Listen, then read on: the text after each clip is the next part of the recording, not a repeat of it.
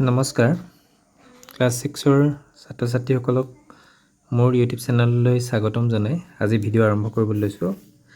আজি ভিডিঅ'ৰ বিষয়বস্তু ক্লাছ 6ৰ নতুন ইংৰাজী পাঠ্যপুথি ৰেইনবো 1ৰ lesson number 1 afternoon on a hill নামৰ যিটো পয়েম আছে সেই পয়েমটো মই তোমালোকক ক্লাছ 6ৰ ছাত্ৰ ছাত্ৰীসকলক অসমীয়াত বুজাই দিবলৈ চেষ্টা কৰিছোঁ।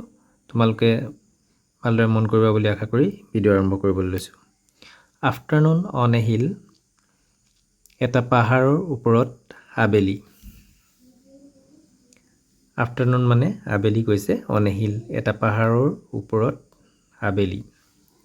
প্ৰথমতে look at the pictures which ones have you seen in the real life, put a tick in a circles. ছবিবিলাক চোৱা। Which ones have you seen in the real life, যিবিলাক তুমি বাস্তৱ জীৱনত দেখিছা, পুট এ টিক ৰাইট চিন দিবলৈ কৈছে চাৰ্কলকেইটাত ৰাইট চিন দিব, যিটো দেখা হয়। এতিয়া তোমালোকে নিজে কৰিবা। চি মানে হৈছে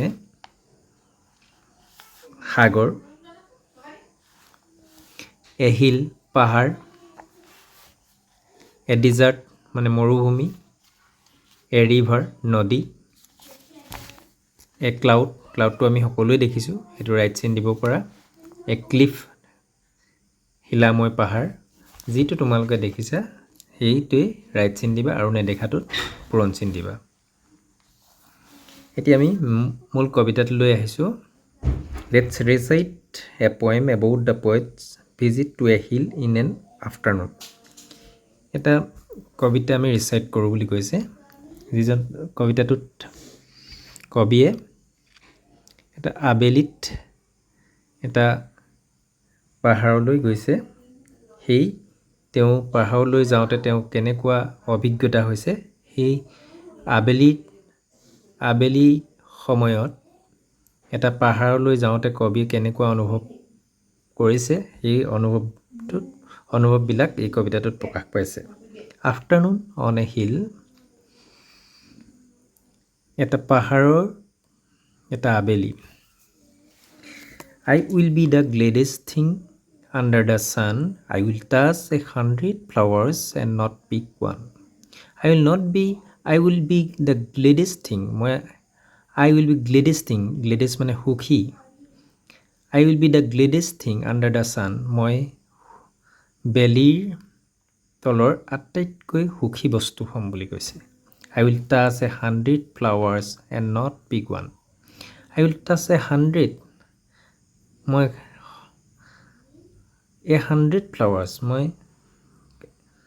100 ফুল স্পৰ্শ কৰিম। 100 মানে খ বুজা নাই, মই বহুত ফুল স্পৰ্শ কৰিম বুলি কৈছে।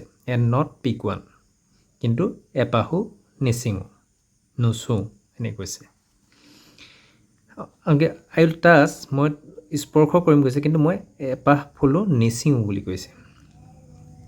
I will look at cliffs and clouds with quiet eyes. I will look at cliffs and clouds. মই চাম, কি কৈছে, শিলাময় পাহাৰবিলাক আৰু ডাৱৰবিলাক, with quiet eyes, শান্ত চকুৰে মই শিলাময় পাহাৰ আৰু ডাৱৰবিলাক চাম মোৰ শান্ত চকুৰে। Watch the wind blow down the grass and the grass rise. বতাহত তললৈ হাউলি পৰা আৰু পুনৰ দাং খাই উঠা, মই আকৌ পুনৰ থিয় হোৱা বতাহত মই ঘাঁহবিলাক চাম বুলি কৈছে কবিয়ে। And when lights begin to show up from the town, I will mark which must be mine and then start down. And when lights begin to show up from the town, যেতিয়া নগৰৰ পৰা পোহৰবিলাকে যেতিয়া পোহৰবিলাক জ্বলি উঠিব, তেতিয়া কি হ'ব? I will mark which must be mine. মই চিনি পাম মোৰ স্থান, মোৰ মাইণ্ড মানে নিজৰ ঘৰটো ক'ত আছে মই চিনি পাম বুলি কৈছে। এণ্ড দেন ষ্টাৰ্ট ডাউন, আৰু মই তেতিয়া তললৈ নামি আহিম বুলি কৈছে। এতিয়া এই কবিতাটো কোনে লিখিছে? এডনা ছেইণ্ট ভিনচেণ্ট মিলে লিখিছে আৰু তেওঁৰ বিষয়ে ইয়াত দিছে Edna Saint Vincent Millay is an American poet and dramatist. Edna Saint Vincent Millay কি আছে? এজন আমেৰিকান কবি আছিলে আৰু ড্ৰামাটিষ্ট আছিলে আৰু নাট্যকাৰ। ড্ৰামাটিষ্ট মানে যি নাটক লিখে তেওঁক ড্ৰামাটিষ্ট বুলি কোৱা হয় ইংৰাজীত। She was born on February 22nd, 1892 at Rockland, Maine, US. ক'ত জন্ম হৈছিলে? ৰকলেণ্ড, মাইণ্ড, US। 1892 চনৰ 22 ফেব্ৰুৱাৰীত জন্ম হৈছিলে ৰকলেণ্ড, মাইনত আৰু ইউনাইটেড ষ্টেটত জন্ম হৈছিলে। She won the prestigious Pulitzer Prize for Poetry. তেখেতে কি পুৰস্কাৰ লাভ কৰিবলৈ সক্ষম হৈছিলে? সন্মানীয় পুলিটজাৰ প্ৰাইজ, কবিতাৰ যিটো পুলিটজাৰ প্ৰাইজ দিয়া হয় সেইটো পাবলৈ সক্ষম হৈছে। She died on October 1950। তেওঁ 1950 চনৰ 19 অক্টোবৰত মৃত্যু হৈছিলে। Her notable works include a few pics from Thistles. তেওঁৰ উল্লেখনীয় কি কামৰ ভিতৰত আমি অন্তৰ্ভুক্ত কৰিব পাৰি?